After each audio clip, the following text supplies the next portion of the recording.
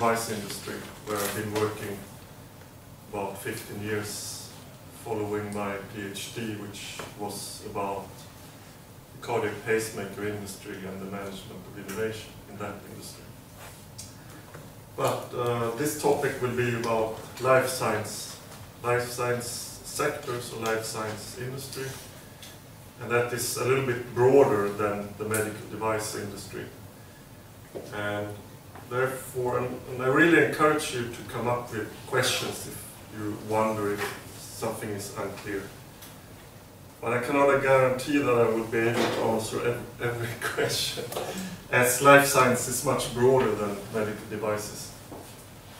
So maybe you can, within the group, answer some questions that come up. And this is the structure of what I'm going to tell you. So I will go into the markets first, a little bit about what are the products in the different industries, what is the market size, dynamics, which are the companies in these industries. And then there will be a part about the challenges affecting these industries. And then we will have this exercise. And if we have some time, we go a little bit more into detail with the innovation system of medical devices. So, life sciences sectors. I will limit myself to only talk about those parts which affect healthcare, which are for treatment of diseases and of humans. As you know, biotechnology can be used for other purposes as well. But I would say pharmaceuticals, medical devices, and biotechnology are the three broad industries in life sciences. And sometimes also diagnostics is singled out of medical devices, as it's a little bit different industry. But there is also substantial overlap between these different industries as well. So, for instance, between pharmaceuticals and medical devices, we have drug-eluting stents as an example of a combination product, where you have a drug attached to the surface of the stent. So it's both, it's a pharmaceutical and a medical device. And you can have drug dispensers, implantable drug dispensers, like insulin pumps, for instance. That's also an example of a combination product. And you can see there are combinations between all these, like between pharmaceuticals and biotechnology.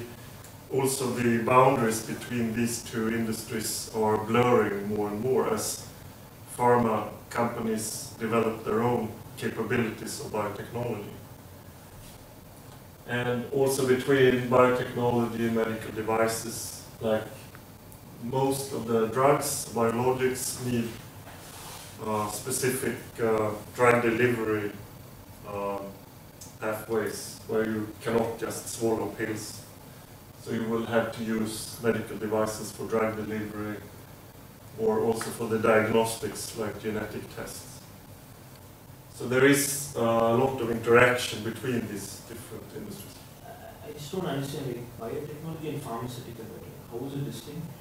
Is it biological? That's a very good question. I would say if you go extremely, if you want to have a really sharp criteria, you would look at the drug itself. I mean, in the biotechnology industry, you have companies developing also process equipment, which is used by, for instance, pharmaceuticals. So I will go in a little bit more into that, but I would say if you look at the drugs, it's really drugs which are produced by cells, which is not chemically synthesized. So that is, if you need a really sharp distinction. We will discuss that. So that's a good thing. Ask questions. I think that's the only way to learn. So here's a definition of biotechnology which is used by Organization for Economic Cooperation and Development, OECD. And they use this for their statistics, as they want to know how many employees are working in the different industries and what they produce, etc. They need some kind of distinction. And I think this is quite complex and not so easy to remember.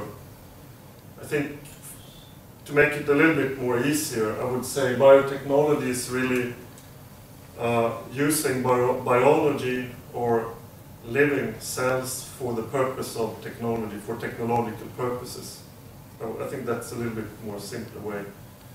I have a few animations here. Here I want to show, like in the first one of the former slides, also the interaction between biotechnology and medical devices. So biotechnology is, of course, influencing medical devices by tissue engineering, stem cell therapy, biomaterials. And also diagnostics, where you can use genetic and molecular biomarkers. And also influencing the pharma industry by providing technology to it and also products. But there is, of course, also a lot of other applications of biotechnology. For instance, biofuels, where you can use sugar to transform into ethanol or other purposes. And that is not really what I'm going to cover in this, but it's good to know that. And here is, in fact, a list-based definition of biotechnology. So these are some examples. So it includes DNA, RNA, proteins and other molecules, cell and tissue culture and engineering, for instance, stem cell therapy, process biotechnology techniques, gene and RNA vectors, bioinformatics, nanobiotechnology. These are terms which are used to describe what is biotechnology. So what is OECD? OECD? Is an organization? Yes, that's an international organization with their headquarters in Paris. And it's an organization for, like its name also say, for economic cooperation between, basically between developed countries. But I think they are adding more and more countries in this organization. So they cooperate regarding statistics. It's really about policy making also. So standards, yes. Also, it's a way for governments of nations to interact and exchange information and have some organization which can devote resources to research, etc. So usually they have rather good statistics that you can use. So, yeah. Good.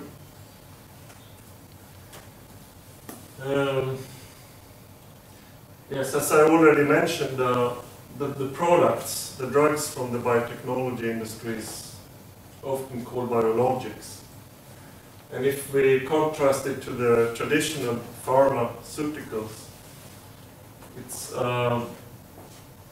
produced in a different way, and it's usually a bigger molecule.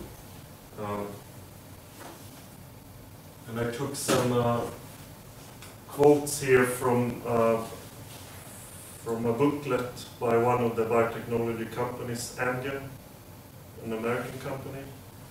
And I think this is describing, it's a lot of text, so biologics are therapies derived from living organisms and include therapeutic proteins, DNA, vaccines, monoclonal antibodies, peptibodies, as well as new experimental modalities such as gene therapy, antisense nucleotides, and RNA viruses. Many biotechnology drugs are proteins. Because cells produce proteins naturally, the biotechnology industry utilizes cells, not chemicals, to manufacture biologics. So that's more of a challenge of to develop the quantities which are necessary for commercial drugs. And also, the molecules are usually bigger, more complex, and therefore are not possible to swallow. Of course they can be swallowed, but it won't work then therapeutically, so it's often injected or infused. If we look at the global biotechnology industry, it's quite a big industry. It's, as you can see, it's about $80 billion worldwide per year. And it's also very much influenced by American companies. About 80% of revenues globally is from US companies. So it's a lot of companies have started in the US, and a lot of research in biotechnology is done there. But there is a trend towards other areas as well.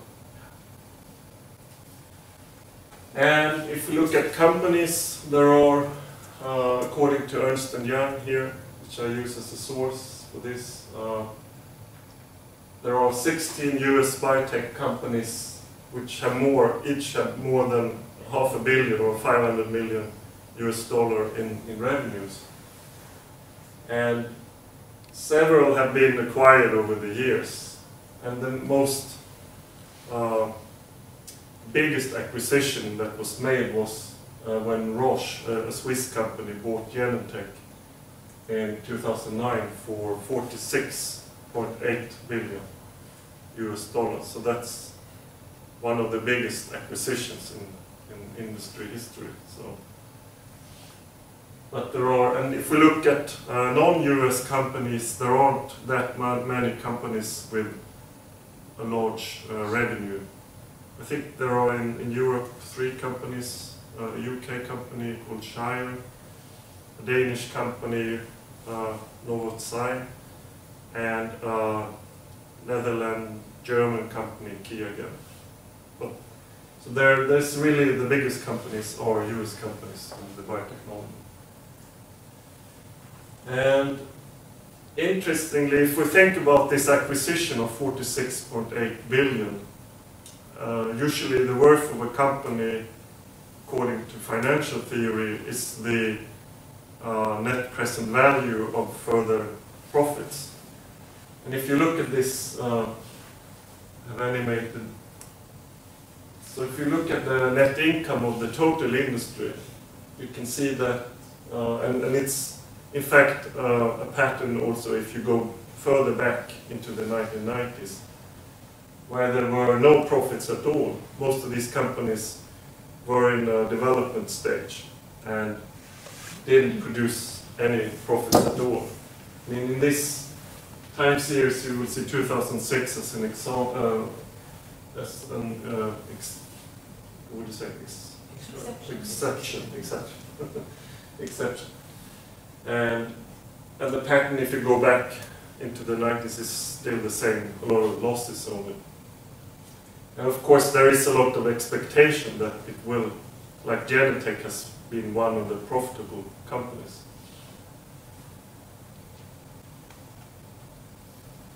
And now I'm going to turn a little bit more to pharmaceuticals, and in order to understand what is really produced by the pharma companies, there is a classification system called ATC, which means anatomic, therapeutic, and chemical characterization of the products. And it's like many of these characteristic systems, it's a hierarchical system where you start at the first level with anatomic classes. I think there are 14 here. So these are the highest level of anatomic areas where pharmaceuticals can be used. So A, the alimentary tract and metabolism, is usually called gastrointestinal, or you have J, anti-infectives, usually called infection, and anti-neoplastic and immunomodulating agents is usually called oncology, cancer treatment drugs.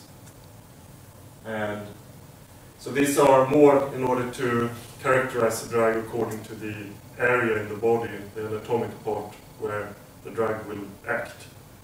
And then you have descriptors also for the therapeutic effects and the chemical compounds. So it's a really, it's a lot of classes, subclasses, but this is only the highest level. And these data on this slide is all the FDA-approved molecular entities between 1998 and 2008. And it's divided according to biologic or small molecule. And this is, like your question, this is really a very strict definition. Is there a small molecule which has been produced by chemical synthesis, or is it a biologic which has been produced by cells? And it's interesting to see that they are a little bit different according to the classes, anatomic classes.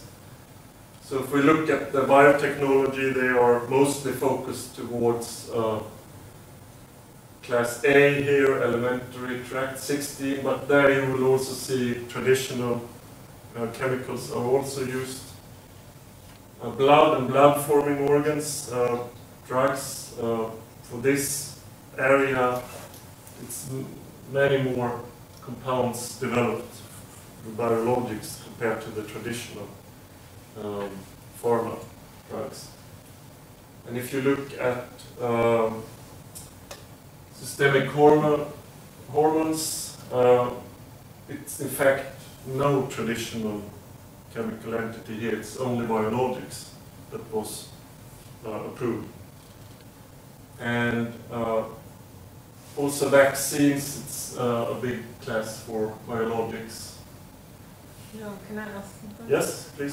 So then you have insulin there, isn't that made in a synthetic? Yes, that's a typical, yeah, what I mean by synthetic is chemical synthesis. You're right. Like, it's biologic nowadays. It's developed by biologic methods. That's true. So it's, but that's a biologic. It's not a traditional nowadays. Yeah. But maybe I'm a little bit unclear when I say synthesize. And this is not my main knowledge area, so maybe you have better understanding even and could, maybe you have some ideas what would be a growth hormone or insulin? No, I don't know. So you said that these molecules will be produced by cells or something? Yeah, yeah. I don't know the exact synthesis pathway for insulin, but I do know that it's sort of an industry process. Maybe there are cells, Yes. but I can't figure out exactly how it would be, but I don't think they have a lot of, I don't know, beta cells producing the insulin. Oh. No, but I think it's still recombinant, so you still have to use cells. So it's cell-derived, yeah. It's recombinant. Yeah, insulin, yeah, that's and, true. yeah. Yes. It was one of the first products which were produced by, yeah, like a biologic. With I think I'm a little bit on deep water in this area. But Yeah, but so am I. but I know that was, I think growth hormone and insulin was the two first products which were used by, I think, polymerase. It's a genetic you can use to produce by technology approach.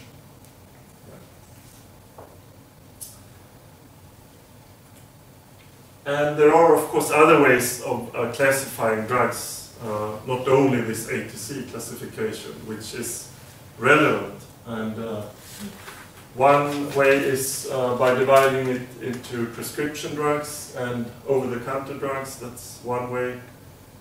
That's of course relevant, as prescription drugs need, there has to be a physician who is prescribing your drug, and it's not only you can buy it on your own.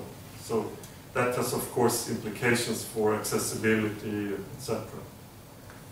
And I think one other very important distinction is if your drug is a patent protected and branded drug, or if it's a generic.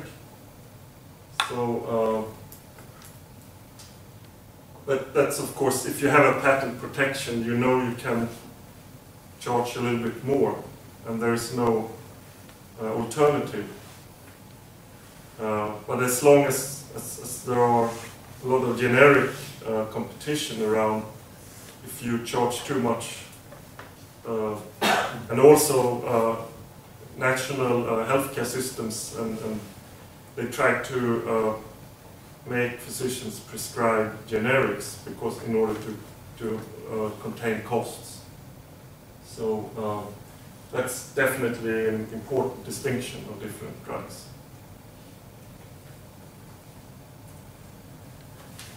And I think this slide tells us a little bit about the size of the industry. I think usually when you hear like 875 billion US dollar, you don't, it's not so easy to really understand how much it is.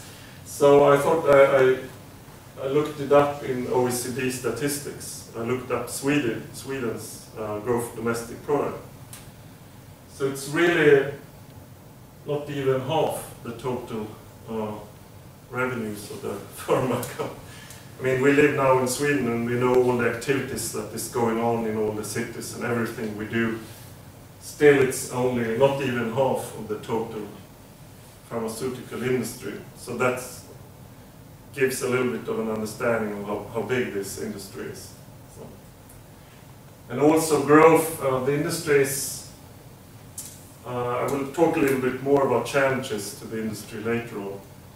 But it's clear that the big growth period has, it's a little bit, it's not the same growth rate as it has been, as you can see the red line here indicates.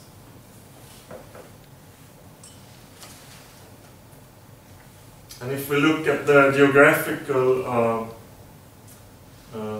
division where are drugs sold, if you look globally, it's still Northern America with almost 40% of the global market. And you have Europe with about 30%. And these data are coming from IMS Health, which is one of the most, well, they are most established in researching the pharma market. So it's quite reliable and trustworthy information. But they cluster together Asia, Africa and Australia, which is a little bit odd, I think, but still that is not more than, I think it was, I did count this, I thought it was 50% of global market. But as you can see also, growth rates are of course biggest in these emerging markets. But I think it's quite interesting that about 40% of the global pharma market is in the US still. So that means they have to use a lot of drugs. And the prices are very high there as well. Does it mean they're not healthy? Yeah, maybe their way of treating diseases also. Yeah. And this is a list of the 20 largest global therapeutic classes. So the biggest anatomic area for, or or use for drugs is for oncology. And you can see the list goes down in different, and also it's an area with a lot of growth. You have anti-diabetics, you have angiotensin II antagonists, there are some other areas, anti-immune agents, where you have a lot of growth as well. But that's interesting to see which are the areas with largest growth, which probably will, of course, be bigger segments in the future.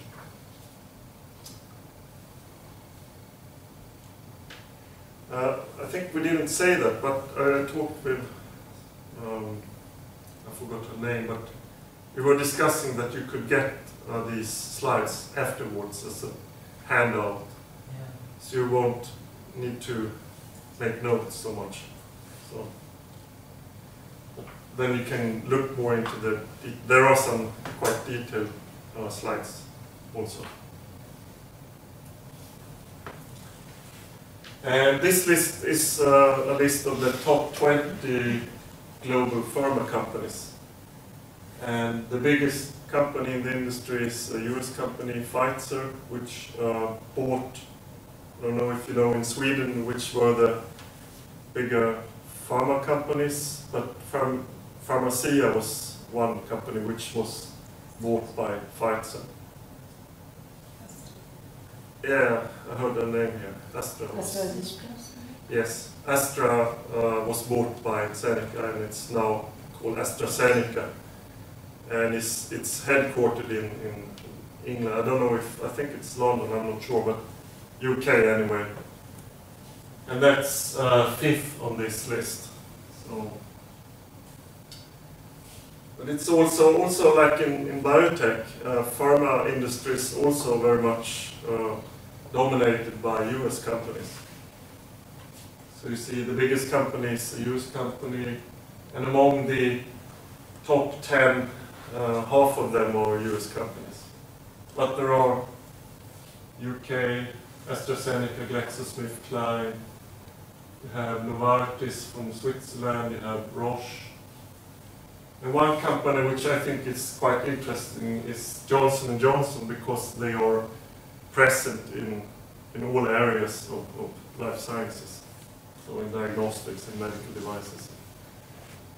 So, but I will come to that later. So I'm shifting now a little bit over to medical devices, which is the third of these industries in life science. And just to give you an indication of the diversity of this industry, usually you talk about medtech as if it's only one single industry. But if you look at the product classes, you realize quite easily that it's a lot of difference here, diversity. I mean, you have active implantable devices, that's of course implantable pacemakers and implantable defibrillators.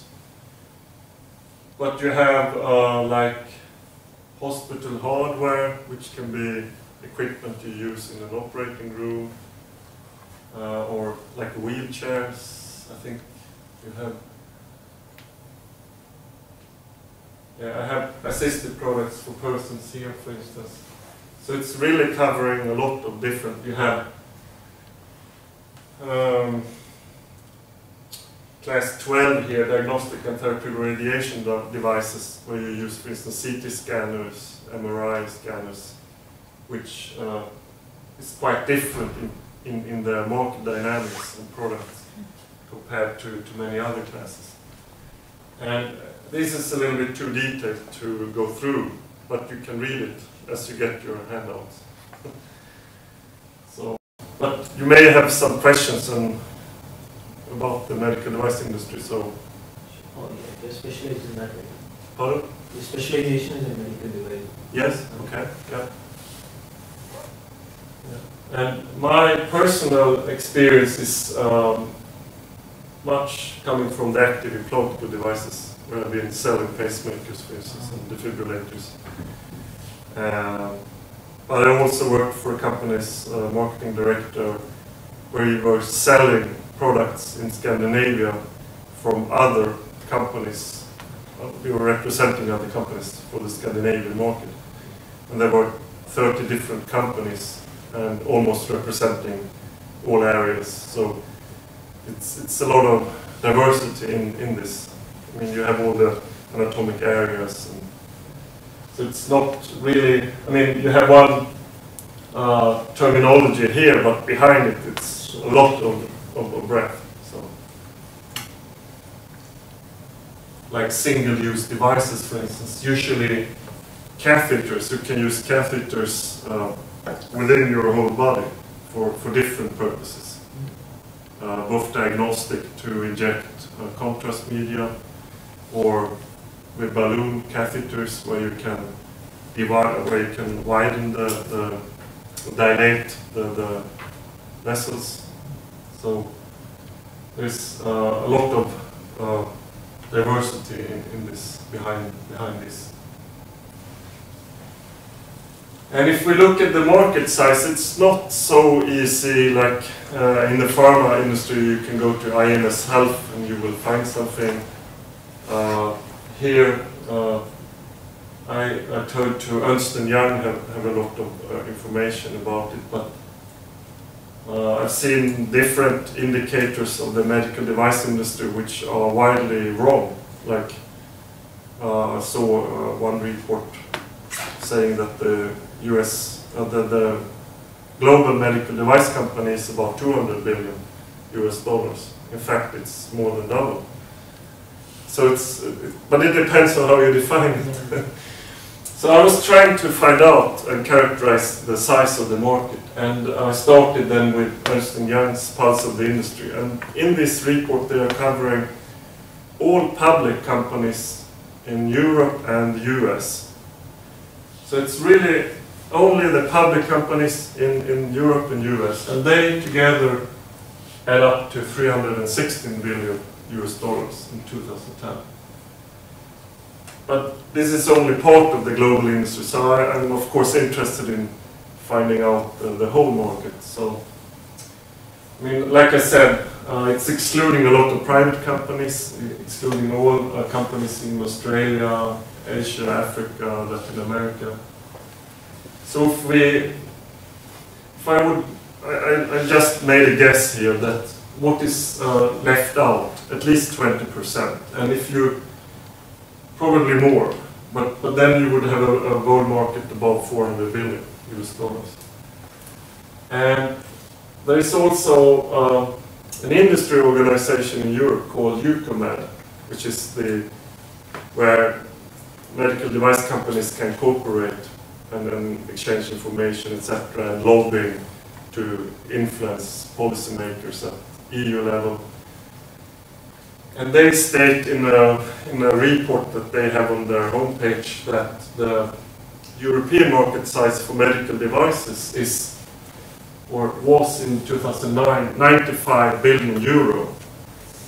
And if you use an exchange rate between euro and US dollars, and you also take 5% annual growth into consideration, you would have 132 billion US dollars in the year 2010. And also they say that the European market is more than 30% of the global market. So if you then count on what is then the global market, you would come up to 441 billion US dollars. It's a pattern how to try to figure out what is really the market size of medical devices. And also I turned to the US industry organization called AdvaMed, and in fact I sent an email there and asking them for some information, and they provided me a report which said that the US market for medical devices in 2009 was 147 billion US dollar. And I also had some statistics in this report showing the growth rate, and based on that I estimated the market for 2010 in the US of 155 billion US dollars. And if you then take the European and the US markets, not the companies, but the markets, you will have about 290 billion. It's a little bit less than the companies, public companies, because they sell outside of US and Europe. But it's one additional data point. So this is usually the way you can do a market estimate. You have to use different data and then build a picture of it. And here you can also assume, let's say that it's really 70% of the global market, US and Europe. You would then also come to something above 400 billion US dollars. And what I did was to check a little bit statistics for different countries. One very big manufacturer of medical devices is Japan, and usually, from my personal experience, also the Japanese market is quite a big one, not only from the population, but also has had the largest or the highest prices traditionally, even higher than the US market, which is known to have sometimes more than double prices compared to Europe. So I was adding country by country and making some estimates based on their GDP per capita, etc. And also this kind of exercise came to the same conclusion, about 420 billion US dollar. So I think that's roughly, must be something in this area. And there is also a publication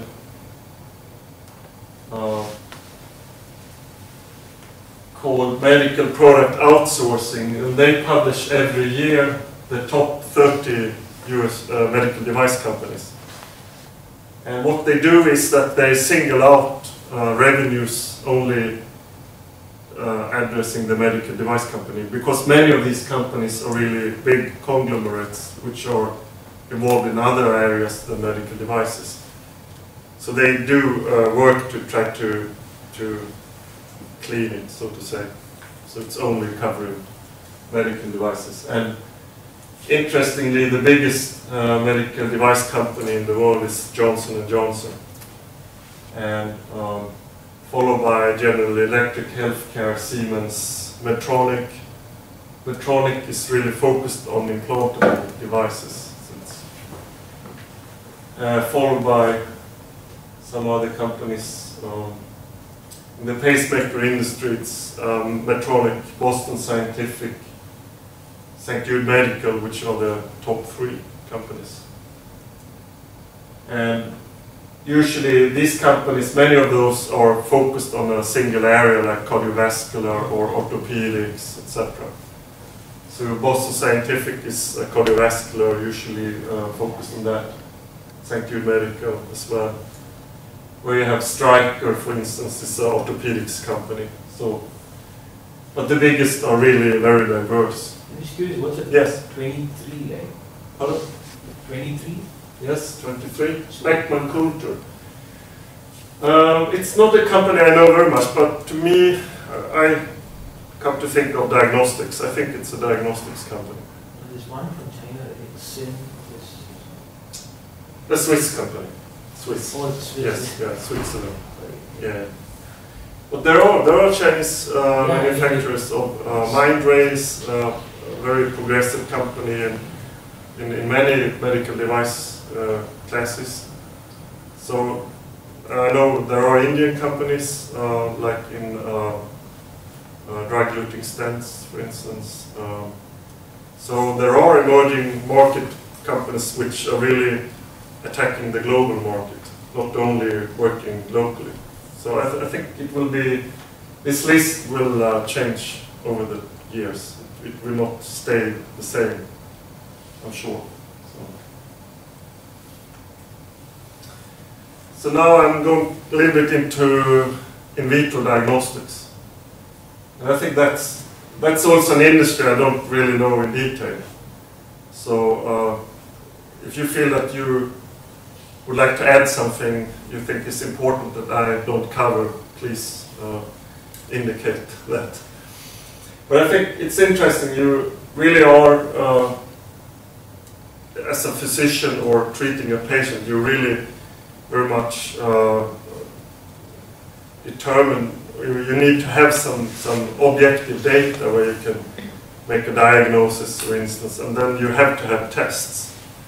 So it's really used throughout the whole patient history. In the beginning, you can use it for screening population to find some diseases, areas where there might be worthwhile to treat patients. So screening is used, lab tests, and of course for diagnosis, and also for follow-up and evaluation of therapies. And also as one area which is quite interesting is companion diagnostics, where you can target drugs to certain patients where it makes where it's most effective. So that's an area which is going to expand dramatically.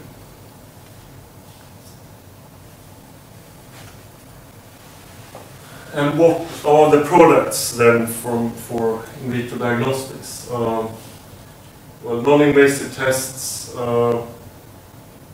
used for disease screening, therapy monitoring, and also for blood transfusions to check the blood that it's not contaminated. And it's of course used in clinical laboratories, blood banks, etc. But I think the most well-known test is pregnancy tests, I guess. So,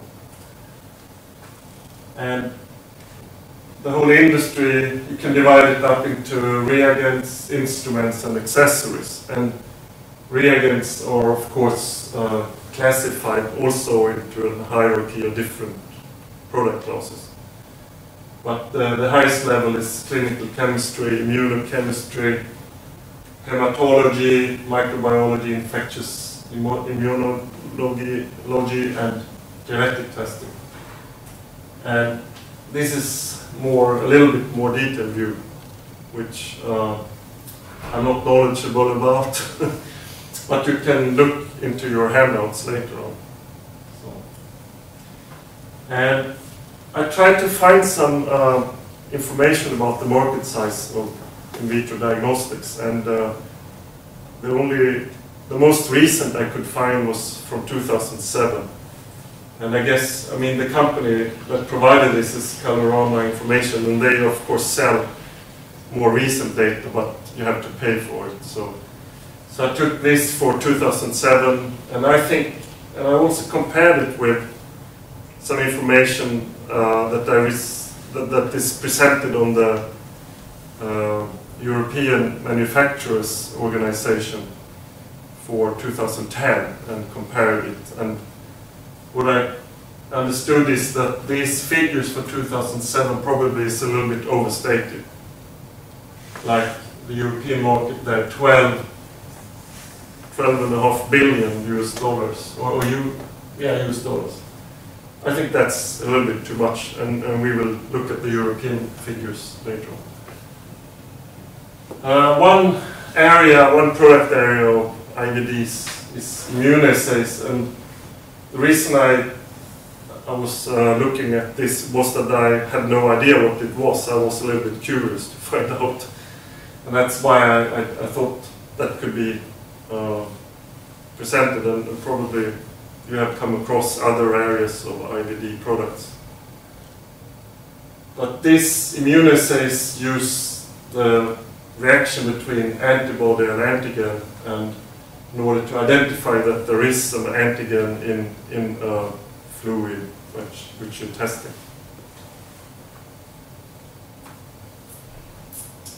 But what's interesting is that also DNA information is used where you can for instance, more precisely target drug treatments for certain subpopulations where it makes more sense.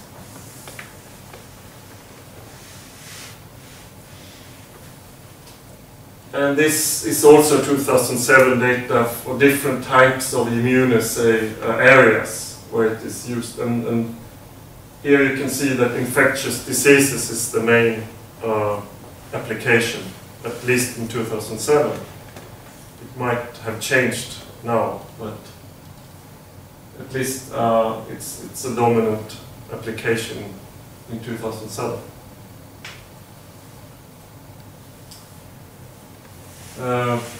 They also provided a list of the bigger IVD companies, and here you see Roche Diagnostics, which also was one of the big pharma companies, a Swiss company, which also, as you may remember, was acquiring Genentech. Abbott Diagnostics is a US company, very big in diagnostics. Siemens is one, a German company. And as I already mentioned, Johnson & Johnson is in all areas, so they are here too. And these are the data which is provided on the homepage of the European Manufacturers Organization. And according to them, this is more or less real data which is reported by their companies. So it should be quite reliable. And also here I had data for 2010 in euro for EU27 plus EFTA region. And if I convert that to the average exchange rate to US dollars for 2010, it adds up to nearly 40 billion. And I don't know if someone remembers the figure for 2007 for Europe. I don't remember myself. But no, it was 450. Yeah, it was almost 14, wasn't it? Or? Almost 30. Yeah, and that was, 2007, so I think that was a little bit overestimate. But at least it gives an indication of the size of the market. And also it gives an idea of what the world market could be. And if we assume that Europe represents about 30 to 35% of the global market, you would have a world market of 40 to 45 million US dollars. So it's about 10, 11% of the, or 10% of the whole medical device industry. And here I'm trying to give an overview of all these areas we have covered so far. So we have pharmaceuticals, which is really the biggest area of life sciences. Biotech is about 10% of pharmaceuticals. And similar diagnostics is also about 10% of medical devices. Then you see medical devices is not half of pharmaceuticals, almost half, but not yet half. So that should give an understanding of the how they relate to each other in terms of size.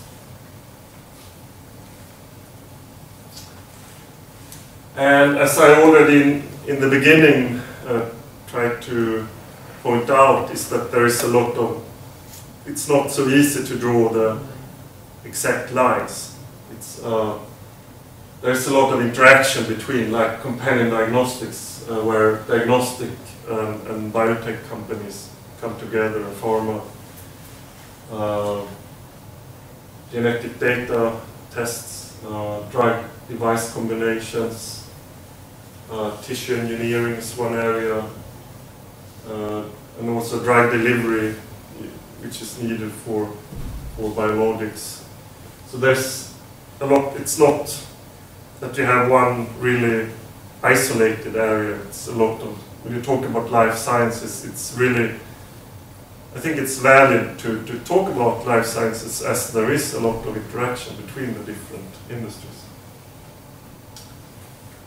Now I'm going to talk about challenges to these different industries. And many of these challenges are common to all areas of life science, but some are more affecting one single industry than the other. This is just to give an overview of different challenges. I try to, in the left side here of the slide, I'm trying to cover the value chain from the development into commercialization, and then the end user, which is the patient. So if you look at one critical challenge for pharma industry is the R&D productivity. If you look, I didn't make a slide of that. I think it should have been there. It would be interesting, but I can tell you that the number of approved drugs is going down over time. So there's a challenge of R&D productivity of the pharma industry. And that's also related to patent protection, that many of the big selling drugs were produced and developed in the 90s or earlier, and the patent protection is not, or is running out, expiring. So the companies need to find ways of not losing all their sales. Maybe by branding, by introducing a small adjustment to the molecule, and so they can extend the patent protection. There are different strategies they can use. But that's, of course, a real challenge to the pharma industry. And it can also be met by diversifying away from these blockbuster drugs. Biotech industry is very much, as there's extremely long development times, usually it's a problem of finding finance for their, to fund their development pipeline. So, and as you know, 2008, 2009, we had this global financial crisis, and that really changed a lot of conditions for biotech industry. It's not so easy to go onto the stock market with a new company. It's not so easy to raise capital from a venture capital fund. It's a totally different landscape after this crisis. And that is really hitting the biotech industry. So it's a lot about this challenge of financing. And also if and when they develop their products, to really show their value of the products.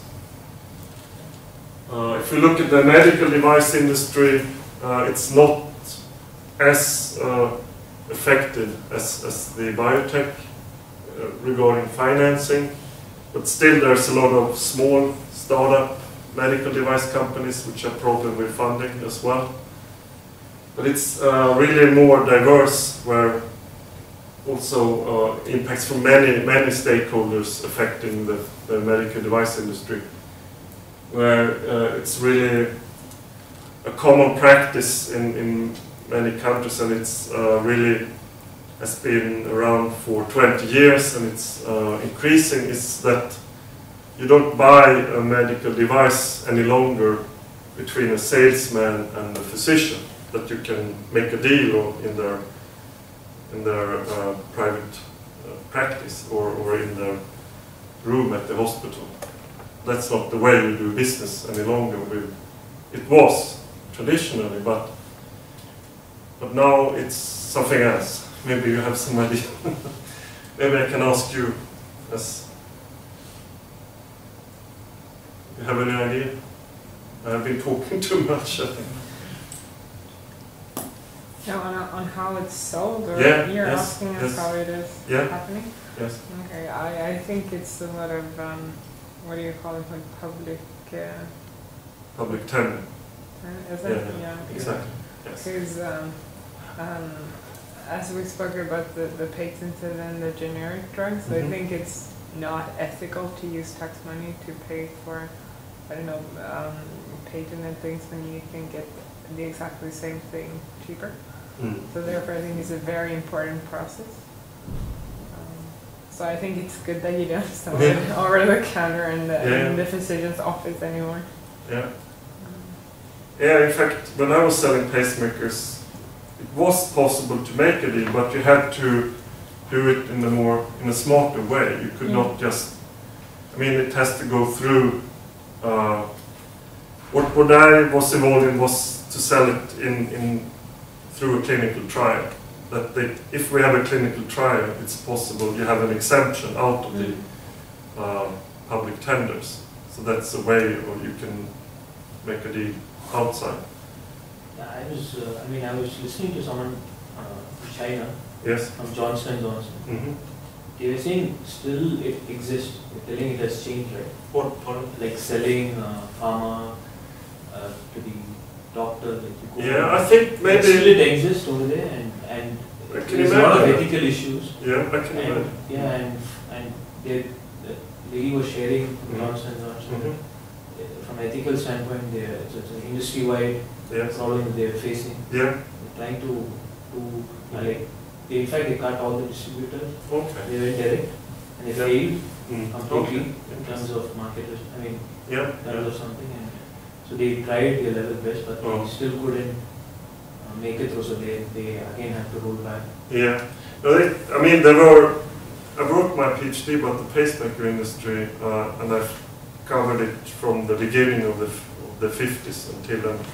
And there you have plenty of examples of really corruption in the 70s and 80s, where companies were really paying physicians a lot of money below the table to buy the products, called kickbacks. But it's not so different now. Or, I mean, I know that the medicine people are just invited for free weekends and trips on the ship and so on. I mean, it's basically the same. It's like everyone with the right to prescribe. In Europe, it's still a bit more civilized. Because in the US, we hear about the lobbies, and they even influence government, not only just the physicians, but. I think it's the same here, really. I don't think that the US is so bad, and European governments are so like, oh, lobbies, we don't listen to them. I think you just don't hear it every time in the news. But I mean, I'm pretty sure that for example, Bayer and Roche and so on, they are multi-billion companies, and they just will influence every politician they can. And so, well, they have to do it according to the games. Or the of course. Well, I mean, if you have, and that's really important. I mean, now in the US there was something called the Sunshine Act. I mentioned it to you, Mary. It was introduced in 2009 to really make it much more difficult for the companies to use physicians as consultants, because that could really, in some cases it wasn't really consulting, it was more a way of bribing the physicians. I think there were some cases of that, and that should, but in the medical device industry, I would say, in my experience and in my research as well, I would say 80% of the ideas come from physicians, because they know about the problems, they know what can be done to improve the patient treatment. And therefore you need to have interaction with physicians. Yeah, so for sure, but interaction and sort of selling through them. I think we're talking about two totally different things, because interaction is totally okay, but sort of selling it through them. I agree. Yes, and I think it's important that you have to be ethical, of course, but it can also be a problem in the interaction that it influences hospitals to try to stop any kind of interaction between medical device companies and physicians. For instance, when I worked at one company, the company as a market director, it was in the 2005, 2006, then it was a regulation introduced in Sweden where as a single salesman, you were not allowed to see a physician unless you had the department manager had allowed you to do that. And you couldn't meet only face to face. You had to have an educational event around it. So it's really very much regulated. And maybe it's necessary, but I think it's also a little bit of a problem for innovation, that some physicians may feel a little bit scared of because they run the risk of being accused of wanting to get money in an incorrect way or something like that. Can I just Yes? ask a question? Yes. You were talking before, still related to this, about decrease on the Number of new drugs. Yeah. Yes. Do you also? It's also because of these too many restrictions that there are right now. I mean, they are necessary to avoid mistakes of the past, but are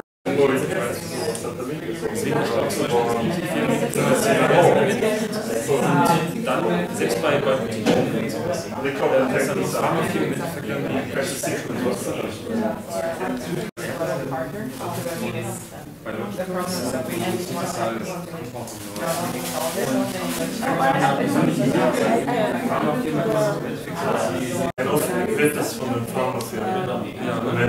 Genau, also dass die halt dann quasi jemand zu, was ich weiß, hingeht und sagt, wir haben was Cooles gefunden.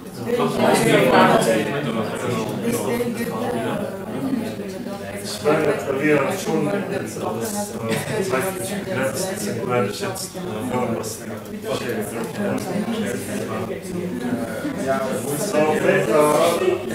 sorry to interrupt you. They have a lot of good discussion ongoing. I think we are overrunning almost the time, so I'm a little bit sorry to have to interrupt you. But I think maybe we can go across the table here and hear what you think. We just, Or have you come? we just did only two, I think. Okay. Okay. But still, I think the first question is very broad. Yes. I mean, it's not so easy to. Yeah, I mean, it's there's so many aspects towards it. Product development. Yes. But still, the significant difference that we understand. And what do you think is, if you would single out some which is not so easy, similar to the others? In terms of product development, per se, you look at pharma, especially, it's like more, as you described, it's more research intensive, and you have to have all these people, knowledgeable people working on it. But in the medical devices, you could have people from different aspects of life come together, and you have a mashup, and you can get something really nice. So that's one thing we just discussed.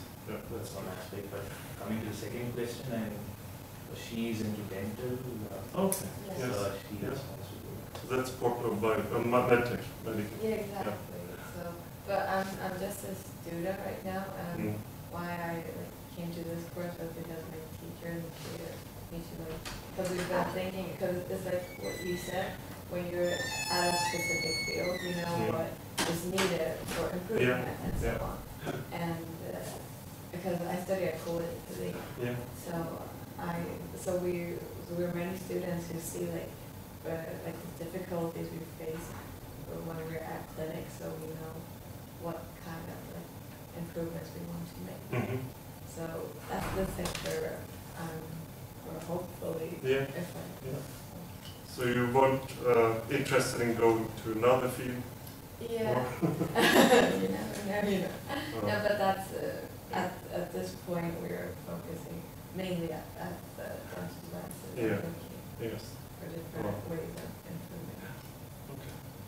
And if you were an investor, where would you invest your money? We have not discussed that, but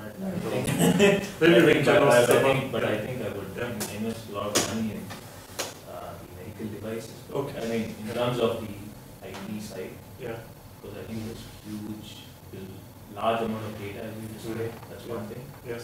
And in terms of data collection, it's a huge opportunity. Yeah, that's true. That's the one thing. that's something I'm working on. So. Okay, good. Yeah, the next German group. We were more or less talking about that you can't divide so much between, separate between biotechnology and pharmaceutical industries, so that you can, or that biologics or things produced by biotechnology firms can be supplied to pharmaceutical industries. Exactly. Yes. So you think that the difference is not that big between, it's becoming more together as one, yes.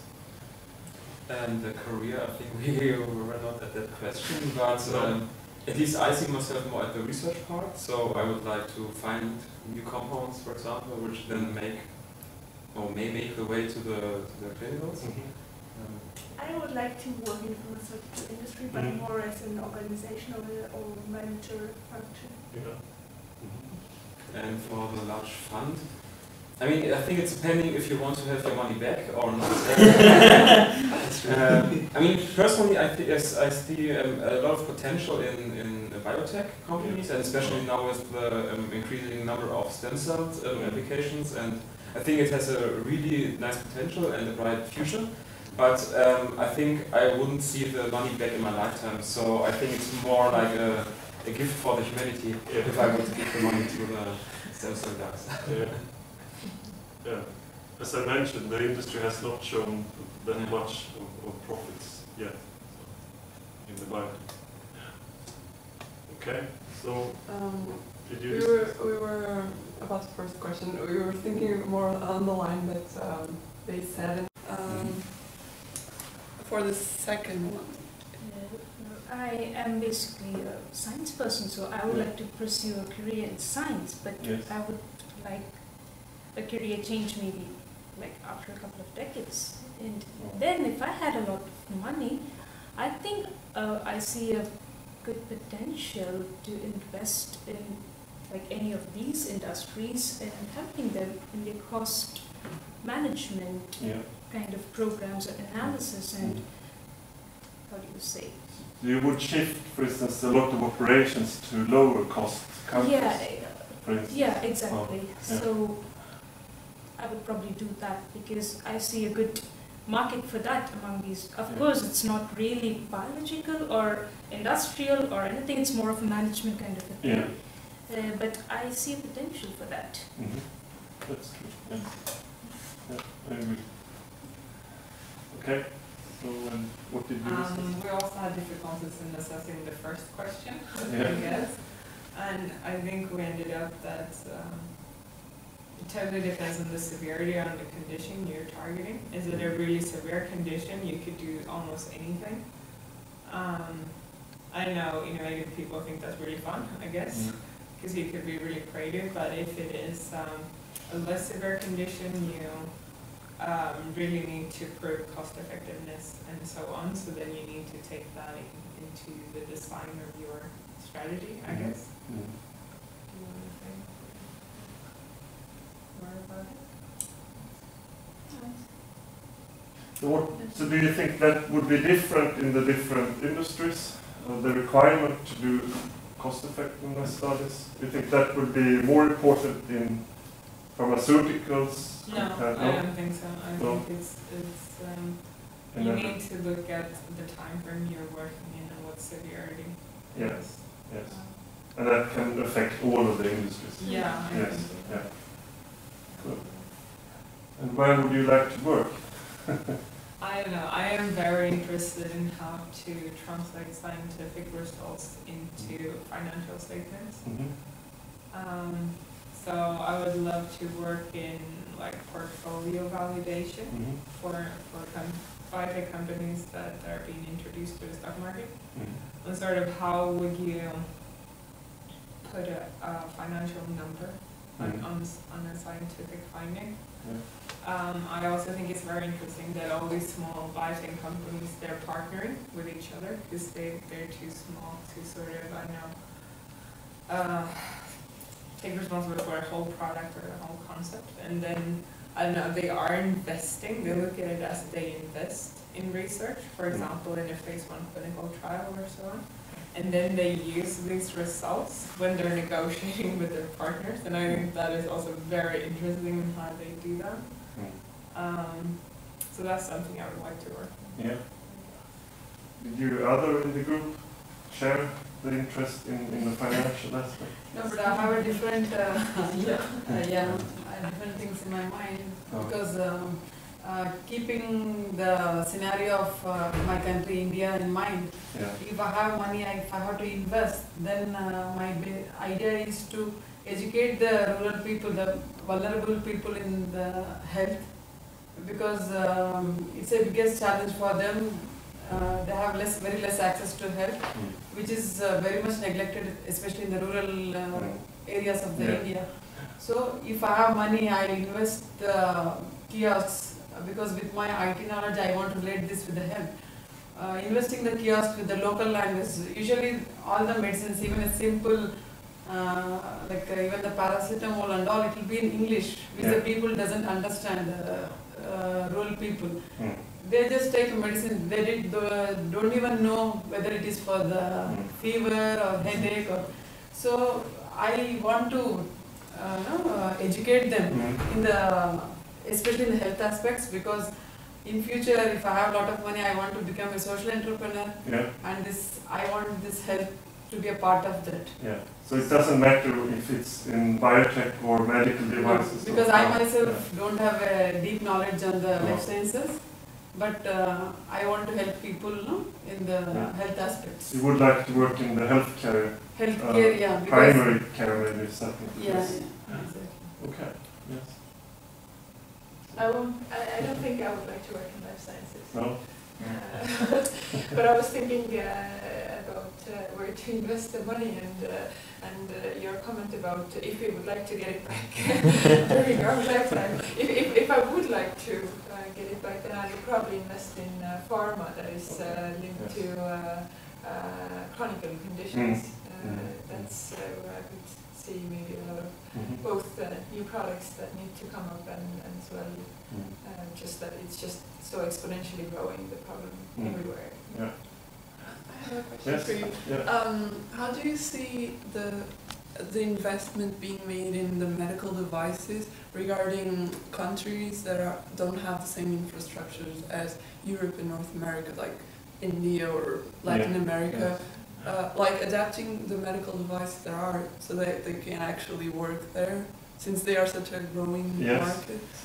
I think what I can recognize is that many of the big medical device companies are relocating even R&D into emerging markets, setting up totally new operations outside of their home market, and developing even new type of products that will be more cost effective and more suited towards the needs of the emerging markets themselves.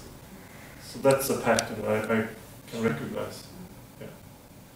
I mean, what is the usual way is that you just strip off some features of your already developed products. But I think what we see now, and that has been the case for, let's say, the last 40 years, but now we can see that companies are setting up and developing products also in emerging markets themselves. And they are developed in a different way and have a different concept, rather than first you develop for the advanced markets and then you take away some features to make them more cost effective. Instead they are developed exactly targeting the needs in the emerging markets themselves. And I think that's a difference.